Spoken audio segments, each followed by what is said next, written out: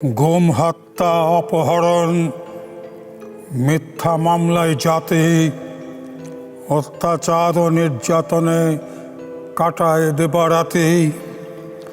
অব্যাহত আন্দোলনের মিছিল ছিল নিত্য, গোলাগুলির বুলেট এসে বিদ্ধ করে পিত্ত। আয়না ঘরের জুলুম ছিল ভয়াবহ রূপে, তাদের জীবন খতম হতো খুব চুপি চুপি। জেল জুলুমের কাহিনীটাও মর্মন্তদ ছিল, দেয়ালে পিঠ থেকে যাওয়ায় জাতি শপথ নিল। এই অবস্থার কতকাল থাকবে বহাল দেশে, ফ্যাসিবাদের কারণে যায় রক্ত ভেসে।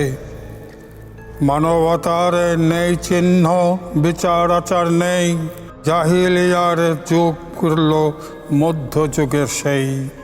অবশেষে জুলাই আগস্ট স্বৈর শাসন হটায়, নজিরবিহীন গণবিপ্লব সারা দেশে ঘটায়। স্বৈর শাসক পালিয়ে গিয়ে জীবন নিয়ে বাঁচে, ন্যায় আশ্রয় নিশ্চিন্তে তাদের প্রভুর কাছে।